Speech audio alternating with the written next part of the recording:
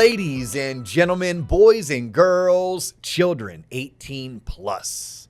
You are tuned in to the Loan Officer Podcast with me, Dustin Owen, and a very special guest, all the way from Michigan, in town for the Florida Mortgage Bankers Association annual conference because he's a panelist. He is the President and COO of FinLocker. He is a fellow certified mortgage banker. He is a second-time TLOP guest. He is my friend, the one, the only Brian Vieaux, BV. Hey, man. Welcome to TLOP, homie. Thanks for having me, dude. Yeah, thanks for taking the time out of your day. You haven't even made it to the conference yet. No. Came in from the MC, used to be the Motor City. Now it's the Mortgage City, Detroit. Yes. Didn't also was, Music City. Oh, yeah. No, that's Nashville. That's Nashville. Motown. Right. Motown, Motor City, Mortgage City. Yep, So no. it's still the MC. That's right. God, yeah, you're up in the Detroit area, right? Yeah. How many mortgage companies trace back to Detroit? Let's count them. Well, we know who's there now. Okay, who's that? Rocket? Rocket. And they Okay. started as a mortgage brokerage. Dan Gilbert and his brother were hawking loans as a broker back in the day. Okay, and then United Wholesale. United Wholesale was Yep. Shore Mortgage, Shore Financial.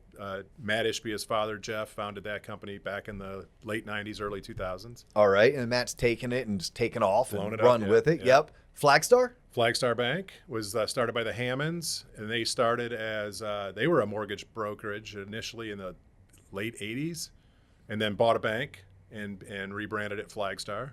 Wow. Who Yeah. else are we missing?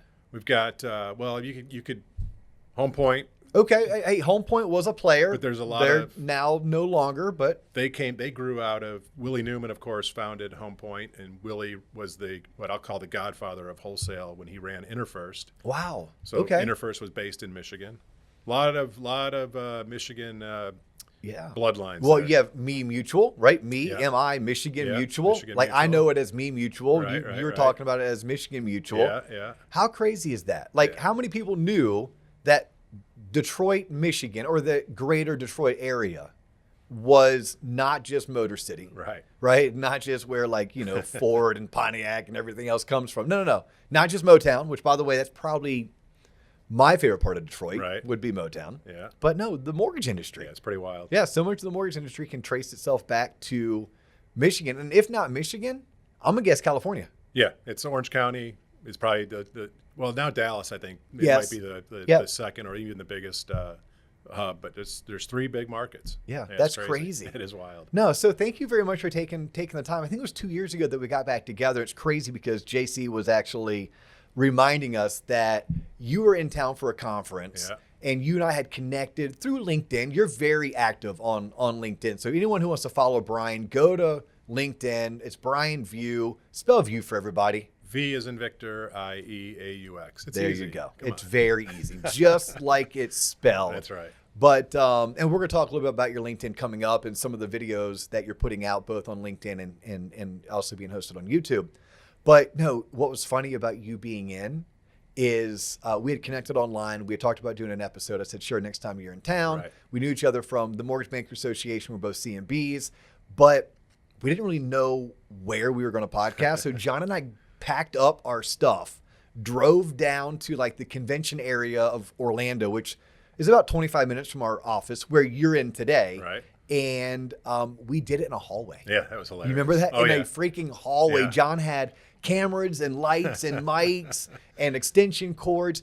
We went and took the table from a small restaurant, a little cafe. And they're like, oh, what are you doing with that? We're like, oh, we talked to somebody up Yeah. front. They said it was okay. Yeah. But no, it's really cool because we actually did an episode that was requested by our audience, and they wanted to talk about technology in the mortgage space.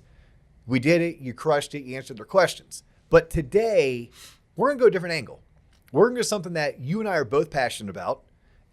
This podcast is not just for mortgage professionals, believe it or not. Right. This podcast, from the get-go, I said, hey, I want to create a show that teaches all the shit that they didn't teach us in school. Yep. Okay. And for most of that, it's sales skills, it's entrepreneurship, it's mortgage, it's real estate, it's personal finance, it's budgeting, it's ROI, right? You just don't take courses on those life and business skills. And something that I know you're very passionate about is financial fitness, financial literacy, financial education. yes. Yeah. And your company has a product that is specifically geared towards that. And you've been traveling the country teaching and coaching loan originators as well as their clients how they can become more financially literate. Exactly. So let's talk about this. Like, what does financial literacy mean to you as Brian Vieaux, the COO of one of the top FinTech companies in the mortgage space? So for me personally, it's probably going to be different than the core or target audience that most loan officers are targeting today. We'll just kind of point to that growing segment of first-time home buyers. So for me, financial literacy is really just understanding for my family what does my financial picture look like, and is it sustainable? Is it, I'm 55 years old, so at some point I got to stop working, right, and go do whatever you do when you stop working. Do I have enough resources to live comfortably past my earnings capabilities? So that for me, that's where financial literacy is important. It's understanding what trajectory I'm on individually to kind of continue to live the lifestyle that we're living in retirement. Do you take that from a end date and work backwards? No. You don't? No. You didn't, or you don't? Like, I guess because there's maybe what you did versus what you would do. Yeah. I would tell you this. So I've been at FinLocker for 4 years, and we're really still in this kind of startup phase as a company. Before I came to FinLocker, I was at Flagstar, ran the third-party origination business there, and I think I had an eye on what retirement might look like, maybe 56, 57, 58.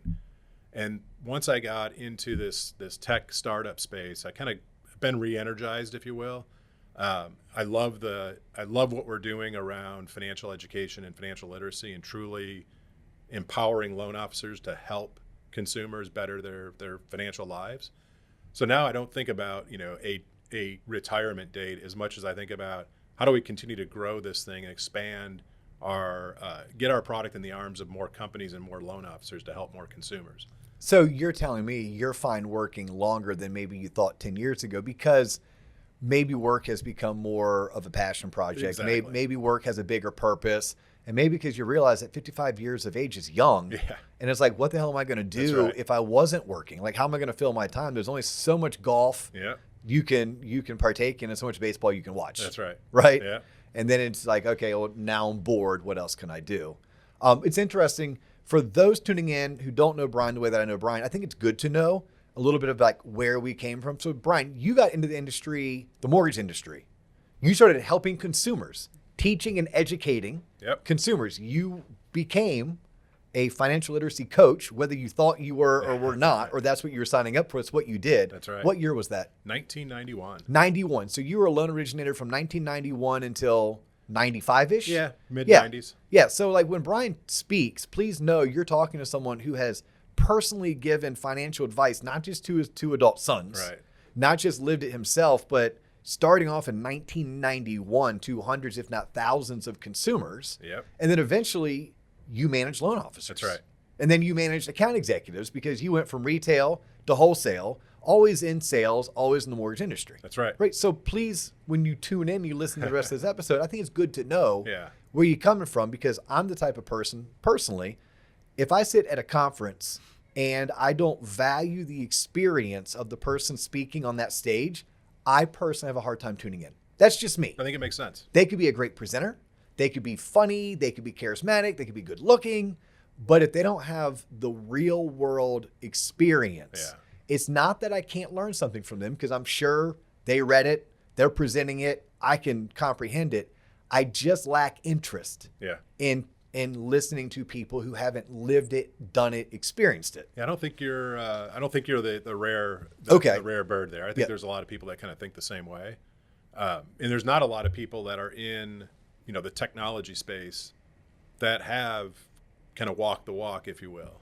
A lot of people that are in the tech space, especially in the startup tech space, a lot of them are young people that they're just out of school and they saw a problem and they went to use technology to solve it, right? Which is awesome and it's cool, but it's hard again for the loan officer, if that's the target audience, to kind of have understand and trust that the developer of this tech really understands what I do every day as a loan officer. Yeah, facts. Like hashtag truth, hashtag facts. I'm gonna get back to the Q&A aspect of this. You're sitting down. You have 2 adult sons, I right? do. And an adult daughter. An adult daughter. Yeah. There's 3. Yeah. Okay. Yeah. Did not know about your daughter. Yeah. Well, What does she do? She's we in talked Seattle. about. Yeah. Okay. She's in Seattle, kind of a career student. Just taking her time. So Good for her. Pacific Northwest. It's gorgeous. Up there. it's beautiful out there. Beautiful place. Okay. Yeah. Well, so you have 3 adult children. Yep. Okay. You knowing what you know, doing what you've done for the past 30 years. What type of advice are you giving? Because all 3 of your children, if they haven't bought their first home, they're in that realm. These are the people that mortgage loan originators are currently marketing towards. That's right. In hopes that, hey, when they turn, I think the average age of a first home buyer is like 33. Yeah. Right. So a 27-year-old could be starting to enter into that phase of their life, but it may take them 6 more years. Yeah. When you're giving out financial advice to your children, what types of things are you sharing with them that our audience who's tuning in could have Uncle Brian teach them, or our audience tuning in can swipe and adapt what you're teaching your children, they can go teach their clients? Yeah. So for my middle son, he was the first to buy a home. Okay. And so he and his girlfriend were renting. And so, just 100% mortgage rate on rent. That was kind of the thing I kept saying. It's like every time you guys are stroking a check for your rent, you're paying 100% interest, period, end of story. And you have nothing to show other than you have a nice place to go back to every night. So for him, it was understanding the importance and the value of owning real estate. And they started small. They have a small condo, but now they own it. And it's already in 2 years appreciated pretty substantially. Nice. They're in a great little area. And he's in our business. He's works at FinLocker and engages with loan officers every day. So he got to be a little bit of our poster child for using our tech with one of our clients to kind of get prepared. And it was a 2+ year process. Once he and his girlfriend said, okay, we're going to do this, it was 2-ish years to get fully ready. So the first thing you did with your children is teach them the value of real estate. That's it. Right. Yeah. Which it's so cool. I just taught this on our website. So our website's tloponline.com. It's basically a branch manager in a box. We have the podcast. Everyone knows the podcast, but the podcast is for everybody. Right. I wanted to do something specifically for the mortgage audience and specifically for loan officers. So we built out a website, and that website is nothing but scripts and sales trainings and even 2 live sales trainings per month with me teaching via Zoom. And we just covered this on our last call. Think about the ROI on someone's down payment, right? Think about buying a home for $300,000 and putting 5% down, which is $15,000. And then think about having another $10,000 in closing costs. So now you're at $25,000 out of your pocket. Yep. But if that $300,000 home goes up by 3%, that's $9,000. Yeah. How many investments can you make right now where you take $25,000 out of your bank account and it's growing by $9,000 a year? Yeah. I mean, you start doing that math, that's like almost a 40% rate of return. Right. And I don't know if that's the type of things that parents are teaching their children, or even loan officers are teaching their clients. Better yet, loan officers, tune into this one. How many loan officers are teaching their referral partners that? Yeah. Because even if the person put 10% down, I think the numbers it goes from a 40% return to a 20. Even if you put 20% down, your return, when you're looking at what is my down payment and closing cost as it pertains to my appreciation, you're still getting like over 10% on your money just through appreciation. That's before we start talking about paying down your loan through principal payments. Whereas when you rent, nothing goes towards principal payments. No, your payment's more likely it's going to go up. Yep. So okay. So that's piece of advice number 1. Give me 2 other just good nuggets that you made sure that all 3 of your adult children were taught. They might not have listened yet, right? They haven't listened. They're in that listening mode. Yeah, they heard you, but they weren't listening. But that you shared with them. So one of the things that we talk about early on was the importance of establishing and maintaining great credit, not good credit, great credit. And so for me, it started with having, you can't build credit without taking out debt, right? You have to have credit. You have to have a liability to get credit. And so at an early age, each of the kids had a credit card, backstopped, kind of helped, but they understood that making payments, timely payments, and managing the outstanding balance is going to impact their credit. So monitoring and understanding what's going on with credit was always something we talked about. So here's a thought on credit, and this is a have versus have not, a fortunate versus not fortunate, a privileged versus non-privileged. Yeah. 100%. But I want people to understand this because at some point you're going to have children. Maybe you have children, they're going to be aging up into young adulthood soon. Mm-hmm. Maybe you just want to teach this. But something I just did for my 18-year-old son, and anyone can do this. I made him an authorized user on my Amex. I've had this Amex for 10 years. I use it primarily for business expenses. JC needs to go buy a new camera. He uses the Amex, right? And then I write it off on the tax returns. But my son's now an authorized user. That means by the time he's 19, he will have a valid credit score. Do you think he's making that payment? Right. No, I'm making the payment. Now, he and I do sit down every single month and we look at what he spent money on. And we talk about that wasn't part of the agreement. Right. That wasn't the highest and best use of your time. So I think from an educational standpoint, we all need to understand that hack. We need to be able to teach that hack and then maybe even live that hack so that we can give our children something that wasn't maybe provided to me or provided to you. And then have fun with numbers, guys and girls. Like, have fun with numbers. Think about a 800 credit score versus a 760, 800 versus a 680, 800 versus a 620. Yeah. And you start thinking about not just your mortgage payment. Oh, it's a 0.25% interest, a change in interest. That's $40 a month. That's $480 a year. Okay, cool.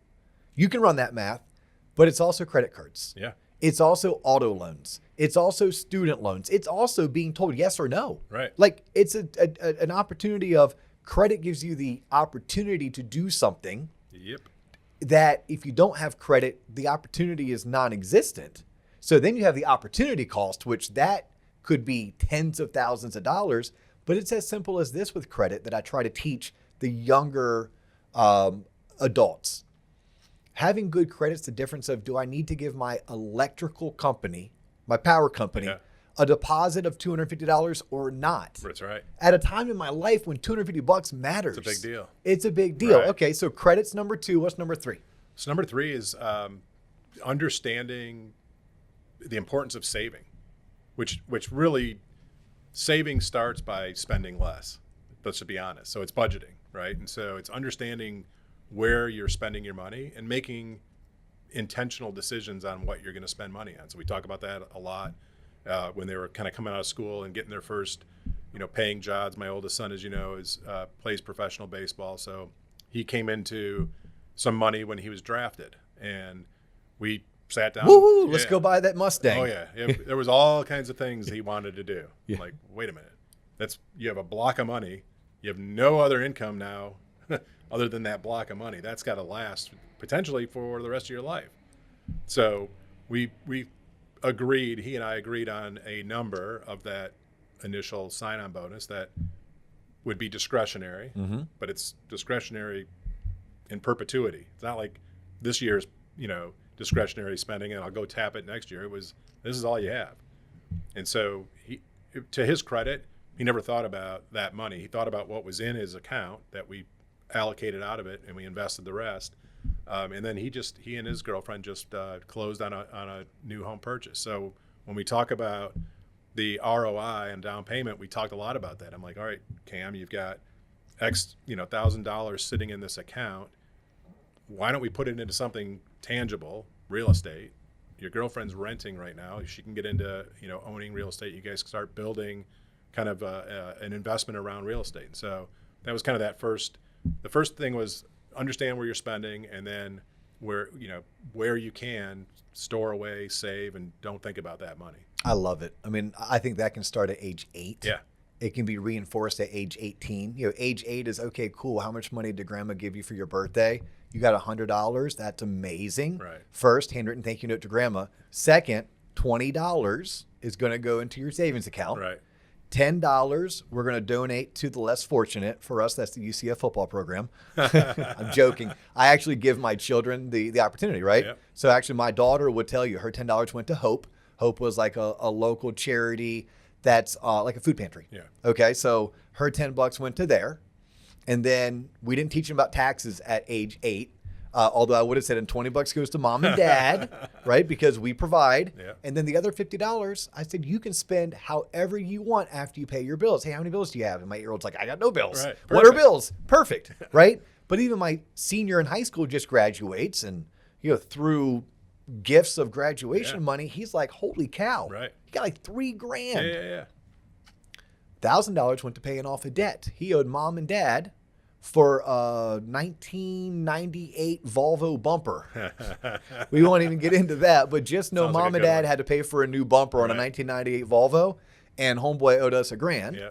He then had to put $1,000 into his savings account. Like, hey, dude, you may want to rush a fraternity. You may want to study abroad. These are certain costs that are going to be you, not mom and dad.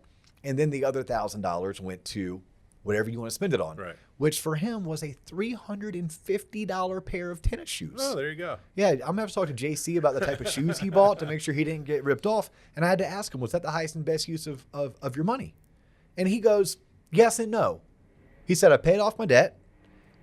I've saved. Yeah. I saved $1,000, and I've wanted these shoes since I was in 7th grade. Okay, I so literally, over 11 years. gave him a high five. I gave him a hug, and I said, it sounds like you thought it out. I hope those shoes are worth it. Right. And you move on. Okay, so let's flip away from what I would call the consumer, right? Your children, my children, they're the consumer. They are the future of our country. They are the future client that everyone craves. They're also the future employees many people crave. When you look at your client, and your client right now, I'm guessing, is mortgage companies and their mortgage loan originators, That's right? You have a product that helps them do their job. You have a product that helps them increase their lead conversion, maybe even have a product that allows them to go out and generate more leads. Right. What type of advice are you giving the loan officers out there as it pertains to understanding financial literacy? So before I would give any advice, I needed to understand what loan officers were doing. So I've been intentionally studying about 200 loan officers, and I say studying, I'm studying what they're doing on social. Okay. Those, I'm following their communities, their followers, and I'm paying attention to the words they say and the intentions of their content, and then how they're delivering it. And what's been fascinating over the last 6 months is I'm seeing a ton of really good, strong content providers who are connecting with their audiences. And you can tell that because they have thousands of followers, but then you watch the engagement. So before I would give advice, I just wanted to understand, what are people doing today? And I can't go drive community to community to see this. So the next best thing is you get on Instagram, you get on TikTok, and you start following these loan officers. Once I understood what the successful loan officers were doing in terms of how they were messaging, how they were creating consistent content, and then how the engagement was happening, then I started talking to loan officers about, I can see what you're doing on social. Is it translating into the business? And obviously we're in the throes of a very tough market. We've been in a tough market. So what I love about some of the answers I've gotten is, well, I'm not seeing the same volume I had 2 years ago, but what I am seeing is I have an active, pipeline of prospective home buyers, people that have told me they want to learn and they want to get ready. And I'm building a relationship and I'm building trust with them by providing education content. And it's kind of all over the board. There's some that are uber focused on what I'll call the personal finance 101. And then there's others that are probably more heavily into truly preparing for home ownership. I think they all work. When you're, you and I talked about this before we hit record, the young people today are not getting taught formally in high school. It's not really happening in college. And so when they come out into the real world, they're not ready to, the financial planners that are in their communities aren't ready to embrace them because they don't have enough assets to really make it worth their while. Yeah. So they're kind of left to their own devices, and they're relying on us as parents maybe.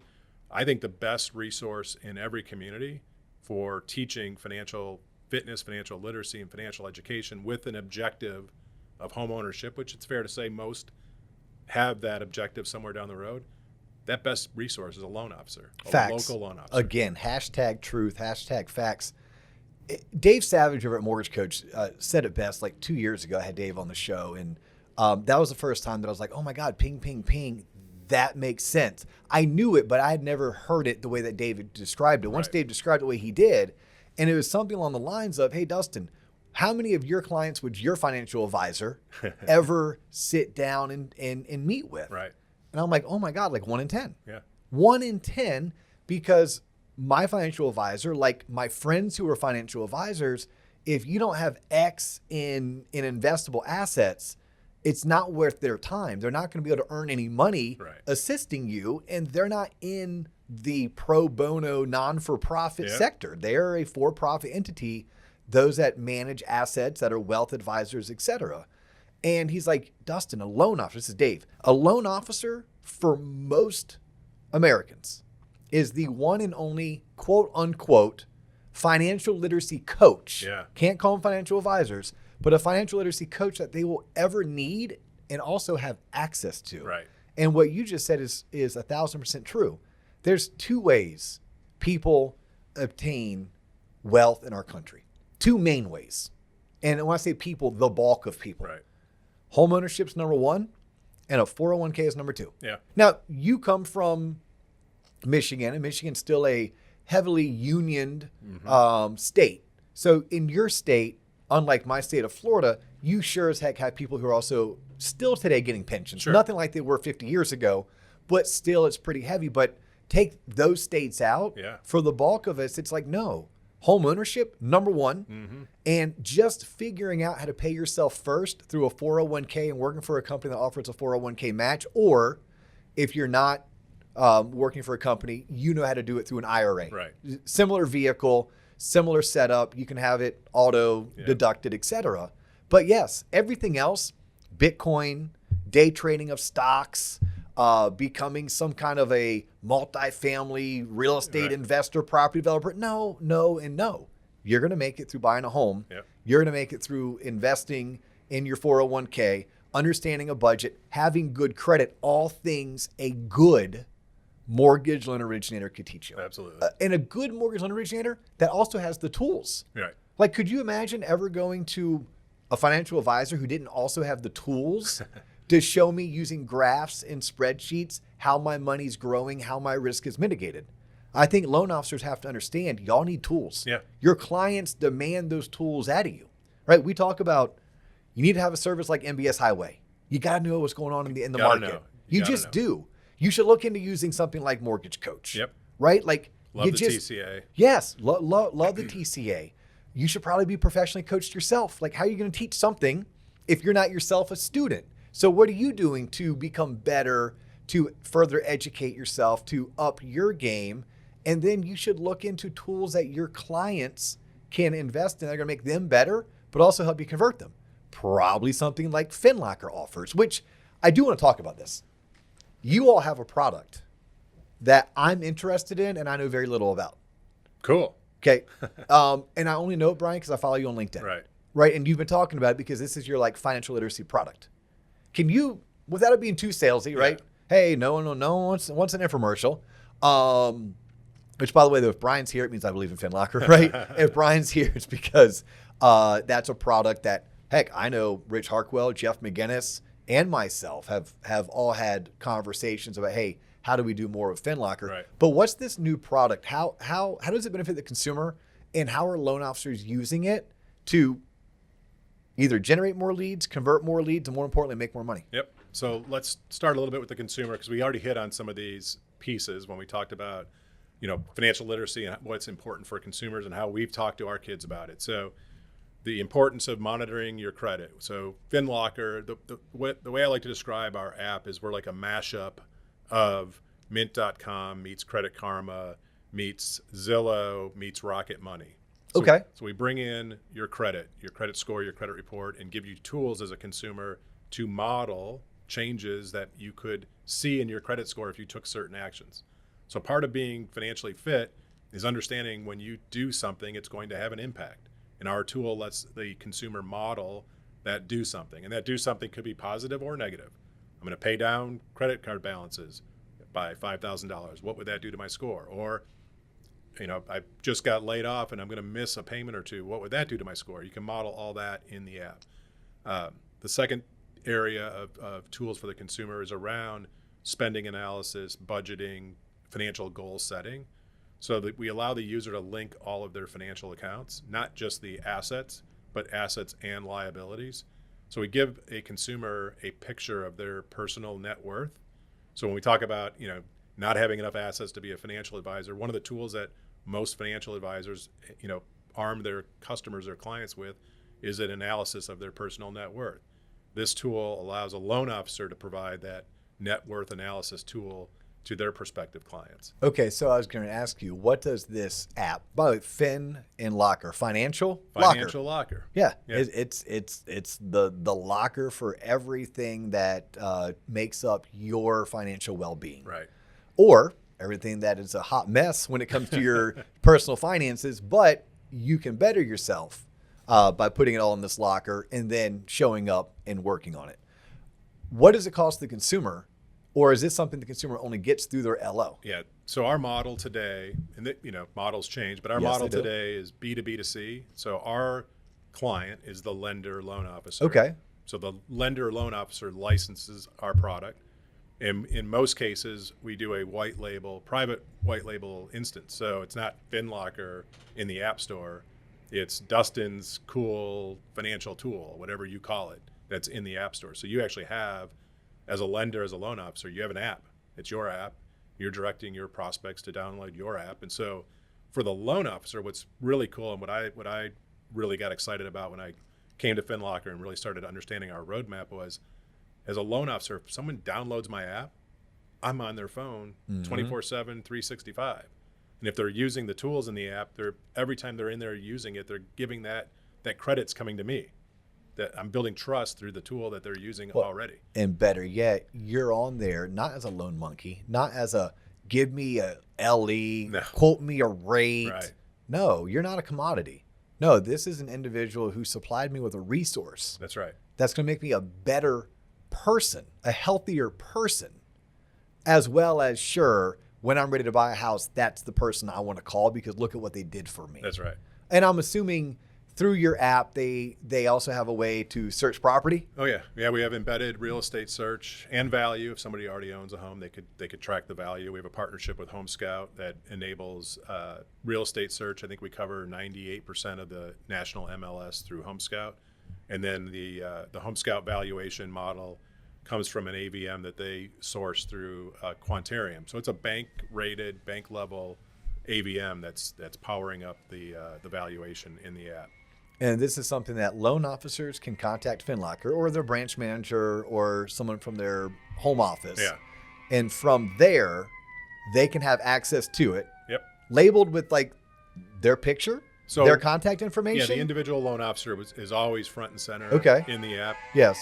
Picture. Yeah, right. I hope that person's okay. Yeah, I hope- By the way, if you hear a siren and you're in your car, please know that is more than likely what's going on about 6 floors down from where Brian and I are currently recording, and they are right outside of our office with their sirens going. It's interesting, Brian. I share that because we do get complaints. Oh, I bet. Yeah, I'm like, well, I pulled off the side of the road. yes, true story. I'm like, guys, I wish I could do something, Yeah. but man, I kind of love our office studio setup. Yeah. I love how it looks on YouTube. By the way, if you never watched this on YouTube, do us a solid. Go to our YouTube channel. At a minimum, subscribe because I love to watch the subscriptions go up.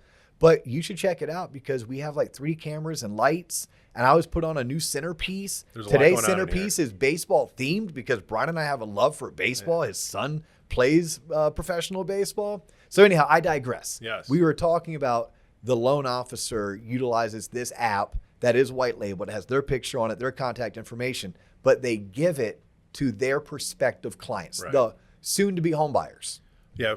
One last thing about just the functionality. Yes. And then I want to talk about how I'm seeing loan officers have success building their pipeline. Yep. With the tools. And it could be, there's other tools out there, by the way. Of course. But I have the most visibility into FinLocker. Yeah, you know, there's other podcasts out there too. Yeah, they are. That are not number 1.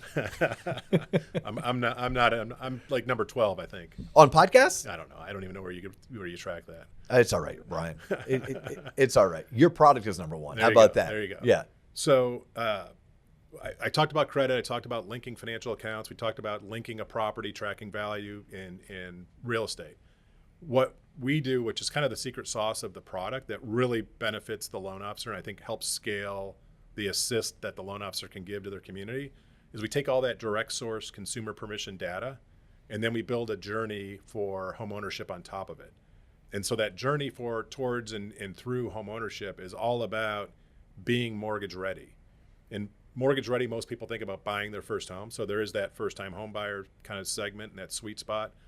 And what I'm telling loan officers and talking to loan officers about, and I'm really encouraged because I see a lot of LOs embracing this, is you need to be, most people think direct to consumer and they think of a call center. Yeah. To me, loan officers are the best direct to consumer platform out there.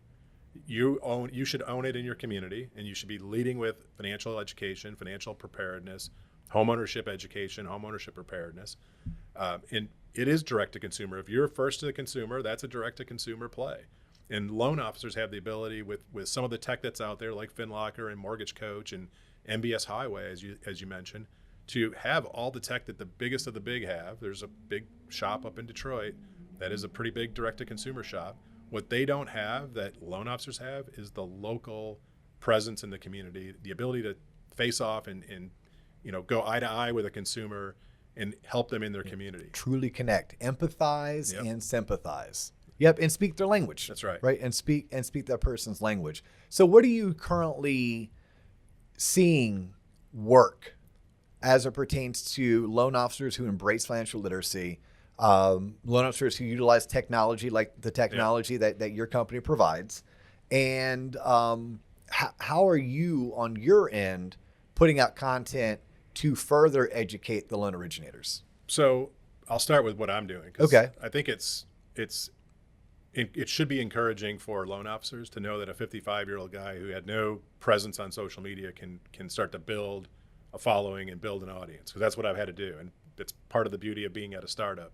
I don't have a 20-person marketing department. It's me and my phone, and we bootstrap it. Yep. We go down by the pool and we cut content. And what I'm talking about on my LinkedIn profile is the importance of the local loan officer and the value of being that source of trusted education, financial education in their community to build tomorrow's pipeline today and play the long game. This is not, you're not going to cut a video, hit record and publish it and have 3 loans in your pipeline tomorrow.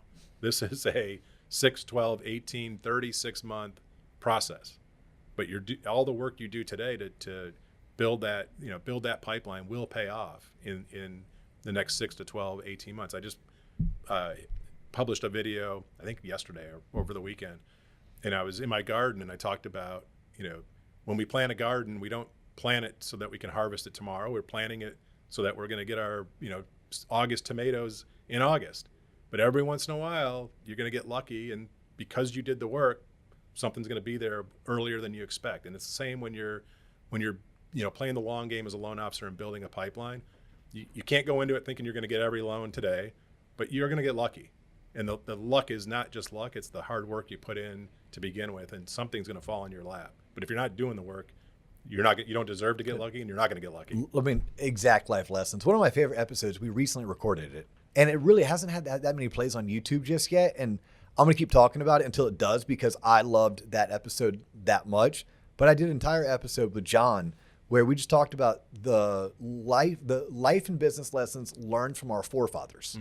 Right. And you look at, the Revolutionary War and when it all started, like we learned about Boston Tea Party and the Continental Congress and Declaration of Independence and Bill of Rights, and George Washington was the first president. But you look at it on a timeline. Right. Because, those 2 weeks in history class in 9th grade, only gave you so much. And then you look at it on a timeline, like, wait a minute. This started in like 1773. And it wasn't until 1775 that they started getting angry enough to want to do something about it. But it took until 1789 for Washington to ever be elected president. And the Constitution was written, but it was 2 years later that this Bill of Rights that people love to throw around was actually written and then voted in as the first 10 amendments. You're like, what? Yeah. What? Like, yes. Guess what, guys and girls? Even badass countries, they don't happen overnight. Right. They don't always go the way that people thought they would go. They need to evolve. They had to learn as they grow. Yep. And that was like the premise of the entire episode, but we definitely weaved in some geeky ass American history with some like real concrete dates. But it's what you're saying. It's a long game. It is a long game. Loan officers need to be playing the long game. Loan officers need to be connecting with their local market. They need to be that financial expert who, oh yes, by the way, not only can I teach you the basics on credit, on budgeting, on saving for retirement, on purchasing a home and getting the right loan. Yeah. Right. But it's like, I'm here for life. Yes, I'm your loan officer. Yes, you're going to help me. I'm going to help you get a home loan to buy real estate. But there's so much more behind it. And I need to start with you earlier. That's right. Right. That's it. Start with them earlier. So what are some of the best doing right now? So super encouraged by a couple of clients that are really uber focused and on social. So their business model kind of starts and stops with social. Okay. They have financial influencers or finfluencers as they're called. I want to be one of those one day. Me too. Okay, one day. One day. We're getting there. These guys, they launched on May 5th. Now this is a good parallel to the story of the U.S. They didn't just launch overnight and had hundreds of thousands of followers. They've been building their followers for years, right? They've now just got to a place where they've earned the right to win with the followers that they built. They built enough trust with that following. And so we partnered with them. They launched their flavor of FinLocker. And in the last 5 weeks, they've done 4 kind of targeted pieces of content that talked about homeownership readiness, financial fitness, and the tools in the app. They had over 5,200 people download this app. So that was a head scratching moment for us. 5,200 people in 5 weeks downloaded their app because they talked about it on their social media platforms. Crazy. They built it into their content. Content. Weaved it in, probably made it very conversational, very storytelling, which by the way, wink, wink, nod, nod, that's what you're supposed to do. That's right. But now they have 5,200 people that were at one point strangers that now look to them as a financial coach, not a loan officer who's trying to sling a loan their way. That's right. Sell them on a rate. In hopes that of 5,200, let's just say 5% buy a home in the next 12 months. Yeah. Like what is 5% of 5,200? Well, 10% is 520, right? So half of that. I use 1% just to even, make it real. Yeah. Right? So 1% is 50. Yeah. 52. You would take that all day long. 52 times the average loan size of 300,000 is roughly $15 million in volume. Right. Let's say for easy math, because Brian and I are getting up there in age, we just said we made 100 basis points. That was our comp plan. 1% of $15 million, 150 grand. Yeah. 150 grand commission. Yeah. And by the way, it's not like those other 5,100 people aren't going to buy a house. That's right. In fact, over a third of them will buy a house in the next 2 years. Yeah, it's been amazing. And so okay, I love that. What it reinforced for me was the belief that social's working, and it has to work. It's if you think about who is the first time home buyer, they were born with a phone in their hand. Mm-hmm. That's all they know. So all the content that they're consuming is coming from their phone. You want to talk about separating yourself even with the traditional referral sources, right? Realtors are still the number one referral source for mortgage loan originators. How about sitting down in front of a realtor and showing them, that's right. Hey, by the way, here's something that I do that company that advertises on TV doesn't do, or that the bank or credit union down the road isn't doing. This is how I separate myself. Like show them your app, share it with them, let them get in there and test drive it and say, just know that when you refer your clients to me, it's going to be a different experience because I take a holistic approach to home finance. I'm not just their loan officer. I'm going to be their financial literacy coach as well. I love that. No, that's fantastic. You know what else would be fantastic, Brian? What's that? If people were loan officers. Like, look, again, if you're not a loan officer, tune me out right now.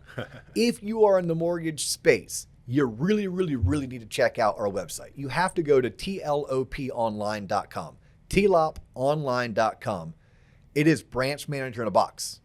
And something that we're doing with companies like FinLocker, if you're a premium partner, how cool would it be to get a discount? Look at that. Let's get a discount to FinLocker. Right on. Yeah, so we will have the opportunity. JC and Mark Holmes and the rest of our web dev team are working hard behind the scenes, constantly revamping, updating, upgrading our website. And one of those updates and upgrades and an extra value to our Premium Plus members is going to be discounts on products like FinLocker. And guess what?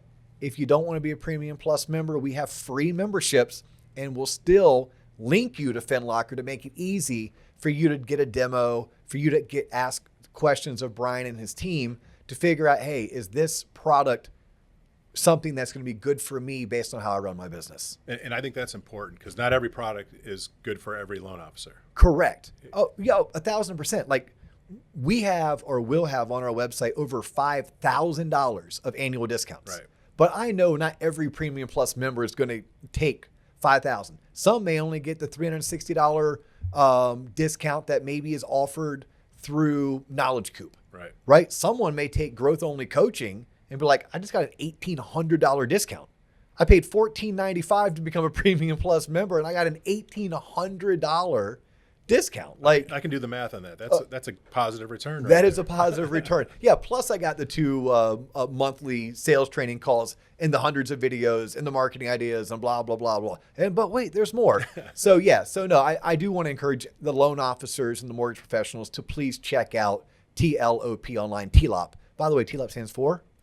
The Loan Officer Podcast. Yeah. Ding, ding, ding, ding. You are a smart guy. I didn't even have to look at the sign. You didn't even have to look at the sign. No. Any parting words for our audience before we conclude today's episode? No, I would just I would encourage the consumers who are watching and listening, who are considering and thinking about future home ownership, to find a local loan officer and start to build a relationship and start learning kind of the ins and outs of financial fitness as it relates to home ownership that way. And then for the loan officers that are out there listening, if you're not on social and you're not building a pipeline of young future home buyers, you need to do it. That's where the business is going, guys. It's already there. If you're not on, get on. It's easy. Pick up your phone, hit the red button, and start talking. And if people want to find you or learn more about FinLocker. So FinLocker.com, it's pretty easy. You can, there's a couple self-serve demos. People can check out the product on their own without anybody hassling them. If you want a full-fledged demo, you can sign up for that on the website. Follow me on LinkedIn, Brian Vieaux on LinkedIn, putting out a lot of content. Again, trying to put content out there to help loan officers better position themselves as kind of the financial education expert in their community. We just launched a newsletter that we're super excited about. It's called FinTalk. FinTalk publishes every Tuesday. We've got about 16 professionals in the industry that contribute. Folks that we've already talked about today. Dave Savage is a contributor. Kristen Messerly, who's one of the kind of renowned, future next generation home buyer experts out there. So we have all these great contributors, and the goal of our newsletter is a loan officer who subscribes every week should get at least one piece of content that they can repurpose and use for their own marketing and brand building in their communities. Love it. Absolutely love it. Well, Brian, you and I have a conference to actually get to. So we're going to go ahead and put a bow on today's episode. He is Brian Vieaux. I'm Dustin Owen. You have just tuned in to the Loan Officer Podcast. That is all the time we have for you today, but we look forward to catching you on the next episode. Peace.